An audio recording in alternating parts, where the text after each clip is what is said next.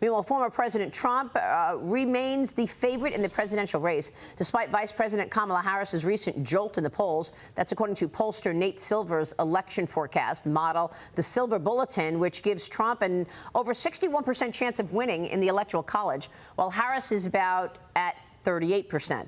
I spoke with Florida Governor Ron DeSantis on Sunday Morning Futures this week, and he slammed the mainstream media's reaction to Harris becoming the presumptive Democrat Party nominee. Watch.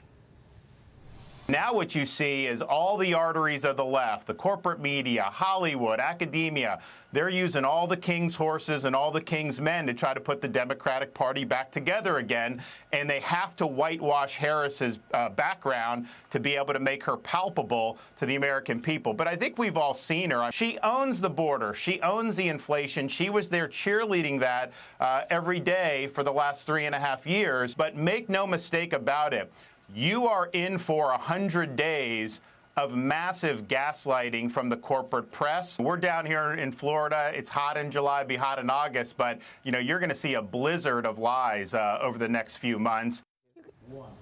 Joining me now is Deputy Director of Communications for Donald J. Trump for President, Caroline Sunshine. Caroline, thanks very much for being here. It's true, the Democrat convention is August 19th, and I would expect a huge Hollywood production. I mean, George Clooney, Beyonce, everybody's going to be out in force for Kamala. How is the Trump campaign handling that? Everybody who is completely out of touch with where the average American is at. Everybody who would think the average American is weird, I guess, is the new word that the Democrat Party and liberal mainstream media are pushing. But if wanting a secure border, wanting an economy where people can afford diapers, let alone a home, and wanting America to be respected on the world stage again is weird, then make America weird again.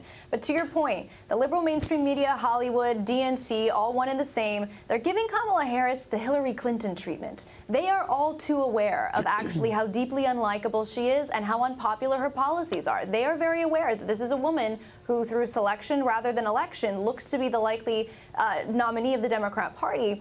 But they're aware that this is a woman who couldn't crack 2% in her own party's primary just 4 years ago, couldn't make it out of Iowa. That's, of course, because Kamala Harris is a California liberal whose policies and ideas read more like a wish list for Greta Thunberg and MS-13 and criminals and thugs than an actual policy platform that resonates anywhere outside the bounds of San Francisco. This is a woman who has said she wants to defund the police, she wants to defund ICE, she wants to ban fracking once and for all, she would like to ban assault weapons, she thinks that it's a good use of taxpayer funds to allow gender reassignment surgery to be funded by those taxpayer funds for transgender inmates. Those policies don't resonate anywhere outside of San Francisco, Maria, and you're seeing that reflected in all the polls in every battleground state. Well, I mean, now she's backtracking that. She says she's no longer interested in a ban on fracking. Her team said this. We still don't really have any true agenda that she is communicating in terms of what she'd like to do in the next 4 years. But you mentioned the weird word. Harris and her Democrat allies are using this new line of attack against the Trump-Vance ticket. Here it is. Watch. He and his running mate sure seem to have a lot to say about me. And by the way, don't you find some of their stuff to just be plain weird? It's an observation, and I didn't come up with it. This is about making sure you take away this perceived power he has. And where's the plan? He doesn't have one. And these weird ideas. Why does the guy never laugh? Like, laugh with people. On the other side, they're just weird. It is bizarre. It's weird. It is weird. Oh, boy, Caroline. So I guess they all get the talking points. Monica, jump in here. They get the talking points to use the word weird. Is that how it works? Yeah, and then it takes off like wildfire, and then the Imperial Media amplifies it, of course. Caroline, great to see you. Let's talk a little bit about how the Imperial Media has taken Kamala Harris, historically the most unpopular vice president in recent American history, to being the belle of the ball in the space of about 1 week.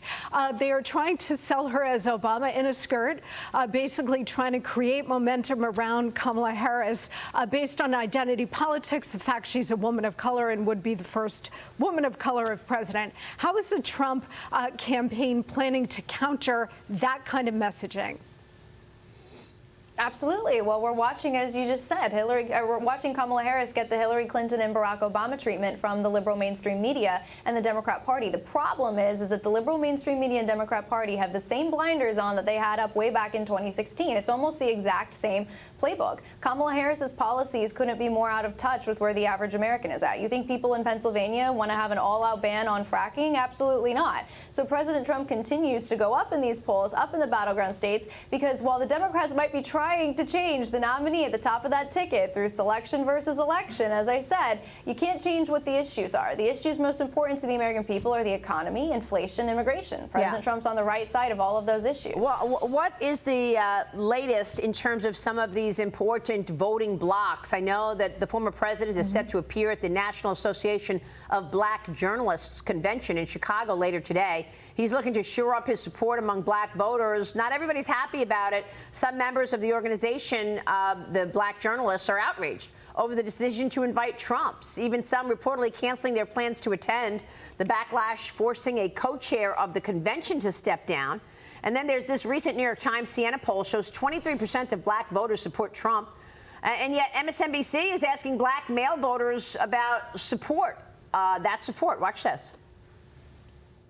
How many of you know a black man who has expressed to you that they're committed to voting for Donald Trump? Okay. For the brothers who have told you that or said that to you, has the emergence of Kamala Harris changed that for those brothers? No. So what do you say? Caroline Harris was also invited, but her campaign says she will not make it due to a scheduling conflict. Yes, that's right. President Trump is proud to be attending the convention today. And the better question, as you said, is where is Kamala Harris? She will not be attending today, just like she won't be visiting the border anytime soon. And that's because while Kamala Harris likes to play a tough girl prosecutor on stage, she's not ready for prime time. And she doesn't want to face tough questions. She would rather continue having the liberal mainstream media write PR press releases for her and whitewash her record than have to take tough questions from journalists or from the American people. And that's because she knows the same thing that we know, which is that the more she has to face tough questions and face the reality that she's inflicted upon the American people, the more she won't be able to hide, the more she's going to decline, just like Joe Biden did on that stage when the jig was up. All right, we'll be watching all of that. Caroline, thanks very much for being here. Caroline Sunshine from the Trump campaign.